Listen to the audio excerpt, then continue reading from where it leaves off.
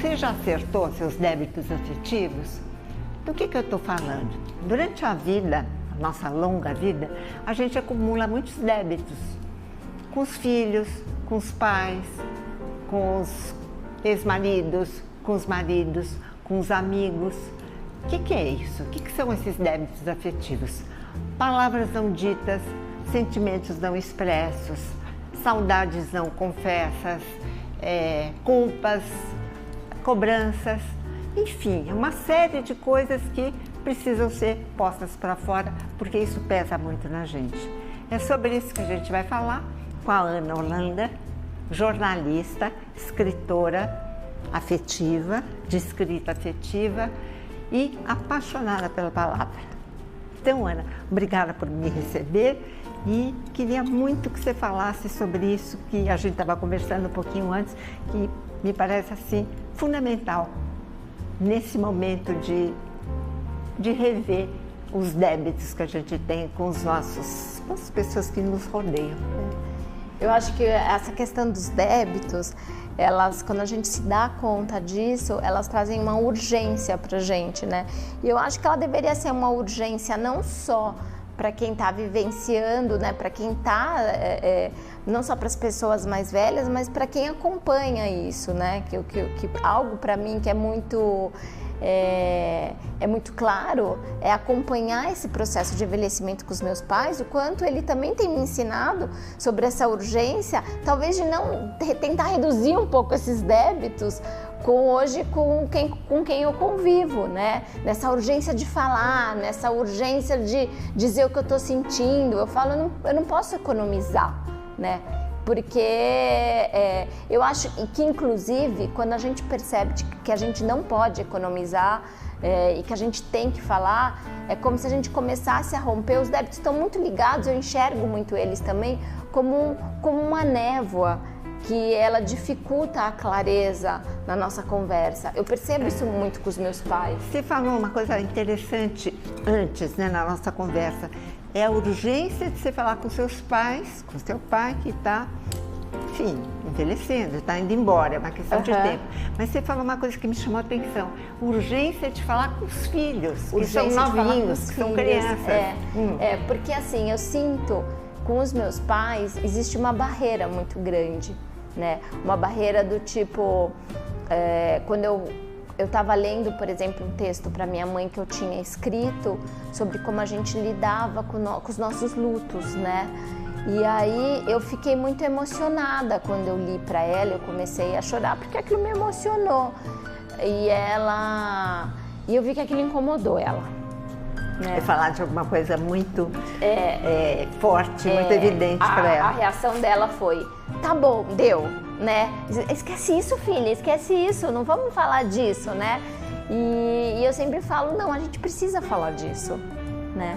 E eu acho que esse tipo de... essa névoa que existe na comunicação, dessas coisas que a gente não fala, eu acho que a gente começa a nutrir no sentido oposto, a tirar isso da frente, porque só para exemplificar, uma coisa que me incomoda muito nesse processo dos meus pais, meu pai está com 84, minha mãe está com 78, é da falta de clareza nas nossas conversas, da falta de clareza, inclusive, de virar para eles, ou deles poderem virar para mim e falar assim, como eles estão se sentindo, o medo que eles têm, é o quê? Qual é o medo, né? É o medo, às vezes eu falo pro meu pai, tá tudo bem, mas você acha que você vai conseguir, né? Vai conseguir dirigir ou vai conseguir fazer isso sozinho? E aí tem uma dificuldade ali de se expressar, né? Do mesmo jeito que, enfim, parece que tem sempre uma coisa que é difícil de romper, de falar, e isso torna mais doloroso isso. Eu acredito que para eles e para mim. O que você falou é muito interessante, mas na minha idade eu já perdi meus pais. Então, não tenho mais acesso a eles. Mas eu acho importante isso que você falou, da urgência de falar de nós, gente com a nossa idade, gente um pouco mais velha, da gente poder falar com os nossos filhos, ou falar com nossos amigos, ou falar com quem quer que seja que a gente está devendo, e que eu acho que é importante isso, porque abre, né, um canal de afeto e de amor, e que você não se sente tão sozinha. E que gente como você, de 40 anos, 45, 50, 55 anos, que tem os pais vivos, que falem sim com eles, né? Que consigam entrar em contato. Agora, você falou uma coisa importantíssima, como é difícil acessar, né, o sentimento, o afeto de gente mais velha. Mas você disse que tem como fazer isso. Tem. É o que eu trabalho, né? O meu trabalho ele é todo focado em como a gente acessa o profundo pela escrita. Eu acredito muito nesse acesso, nesse poder que a palavra tem dela percorrer os caminhos estreitos dentro da gente. E uma coisa que eu faço, esse processo ele envolve muito você perceber o tanto de histórias que a gente tem para contar no que nos é próximo. Porque as pessoas têm muita dificuldade com esse ponto de partida, né? Mas como que eu vou começar?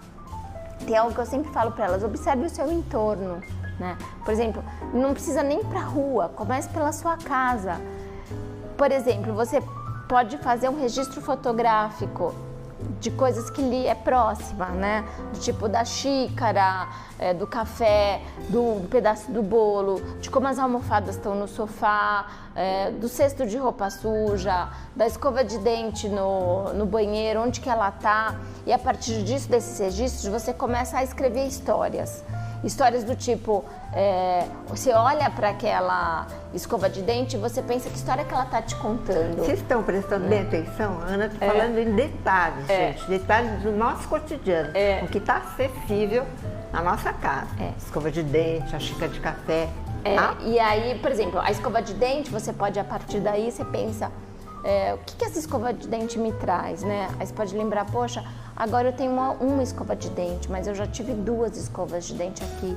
Quando essas 2 deixaram de ser 2 para ser uma, né? Então, quando você vê, você está contando ali mais do que uma história de amor, você pode estar falando sobre uma ausência na sua vida, né? A ausência de alguém. E aí e conforme você vai olhando para aquilo e se fazendo essas perguntas, como se fosse um fiozinho que você puxa para ver onde ele ia dar, onde ele vai dar, você chega em lugares muito profundos, né?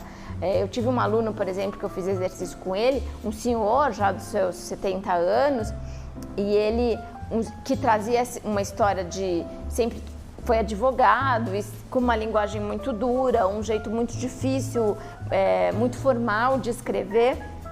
Ele foi fazer o meu curso e eu fiz esse exercício com os alunos, né, que eles fotografassem elementos da casa deles, e ele chegou com um texto para mim maravilhoso sobre a caneca cor-de-rosa da infância dele.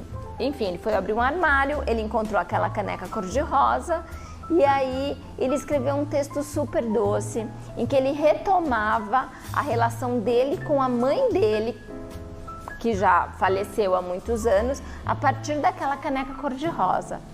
E eu lembro que ele olhou para mim e falou assim, menina, o que você fez comigo? Aí eu falei, por quê? Ele falou, porque eu nunca escrevi desse jeito. Aí eu falei, eu não fiz nada, tudo isso estava dentro de você. Eu só iluminei, apontei o caminho para que você conseguisse chegar nesse lugar, dessa caneca cor-de-rosa, né? Dessa ausência, dessa saudade. Então, assim, eu trabalho muito com elementos do cotidiano, próximos e simples, para que a gente acesse esse profundo. Para que você chegue nisso que às vezes é tão difícil para a gente falar, nisso que às vezes é tão difícil para a gente trazer à tona, nesses lugares que às vezes a gente não consegue de fato acessar. Quer dizer, o que você está falando, eu acho super importante, porque eu sou psicanalista e trabalho, né, com alguma coisa que está muito difícil de ser falada também. Mas se houver uma boa escuta, boa quer dizer, receptiva, se tiver meios, né, de você chegar em algum ponto que a gente não sabe qual, isso sai, de alguma forma sai e é te alimenta muito. Sim. Alimenta você, alimenta quem está em volta. E aí voltamos de novo, como é importante, né, a gente falar para as pessoas que a gente ama, o quanto elas são importantes. Viraram e falaram assim, ai mãe, tá ficando muito chato ficar com o vovô e com a vovó. Aí eu falei, por quê? Eles falaram, porque às vezes ficam repetindo uma história, estão um pouco atrapalhados. E aí eu virei para eles e falei assim, olha, eu preciso ter a certeza que vocês vão ter paciência com o vovô e com a vovó.